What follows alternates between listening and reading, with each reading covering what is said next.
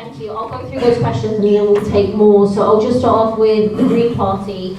And I think it's great that the Green Party has a leader in Zarah Sultana that is going on mainstream TV and rebutting and talking about wealth taxes. And I think we all benefit from all of our progressive policies being proliferated, and we need more people doing that and communicating that. But we are fundamentally very different parties. The Green Party has a democratic deficit, and it's something that actually the Greens will celebrate. They'll say every issue is a matter of conscience for our councillors and our MPs.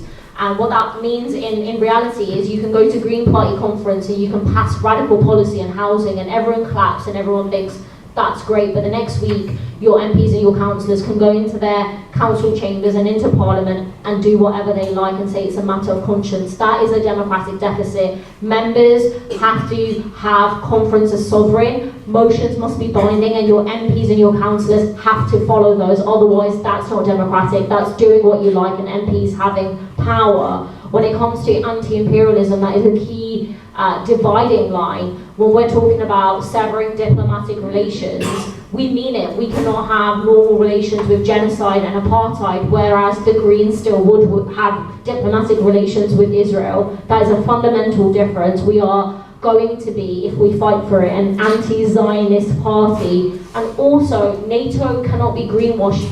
On the Greens website it says, NATO provides security for its member states.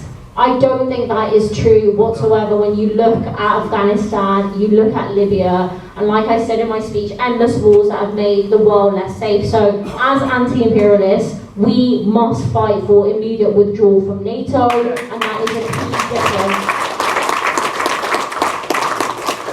But when it comes to stopping Nigel Farage getting the keys to Downing Street, we will work with the Greens and anyone else to stop that from happening. That has to be the guiding principle for everyone on the left, to stop Farage from getting into power.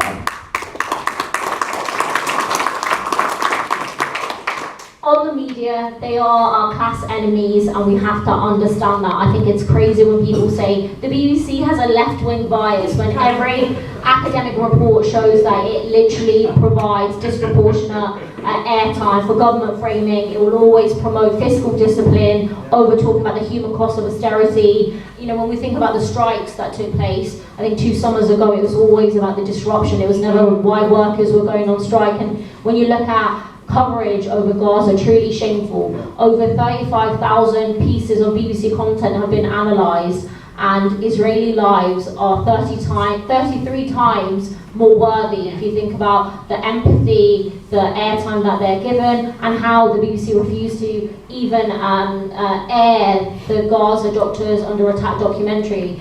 There's an anti-Palestinian bias that the BBC has. It's definitely not a left-wing bias.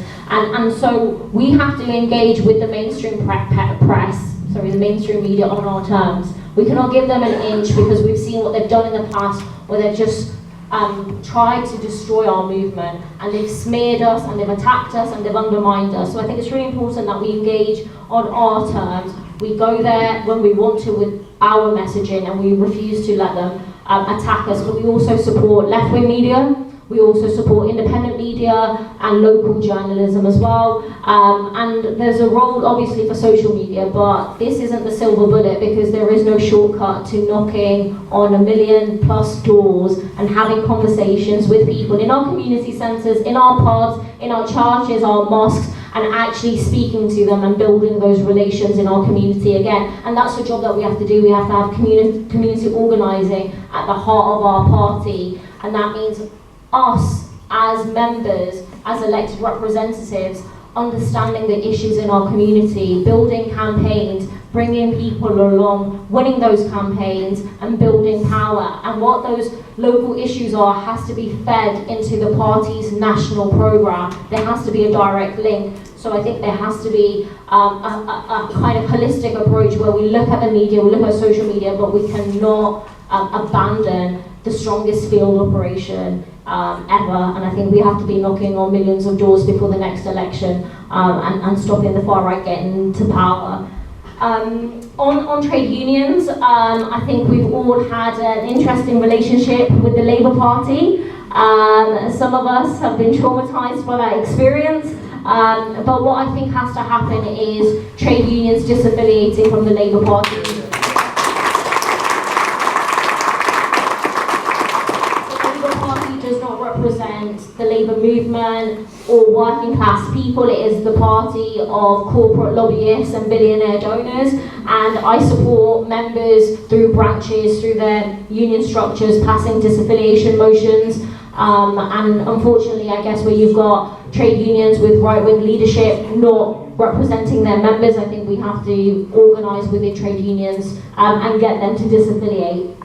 On the far right, again, you covered everything. I think it's the role of the party that we're building to put resources into supporting an anti-Nazi league for the 21st century. There are conversations already happening with trade unions and other organisations, and I am involved in that, and we have to support that root and branch. We also need to use the mailing list, and I don't have access to that, but if I did, it would have directed everyone to the anti-Tommy Robinson demonstration. It would have directed to all the anti-fascist mobilisations, including here in Hull, because we have to send people to where struggle is taking place. That's anti-fascist demonstrations, that's picket lines, that's resisting evictions in our local communities, and I think that is the role that the party has to play. We have to be recruiting members and then encouraging them to be organising and standing in solidarity wherever there is struggle.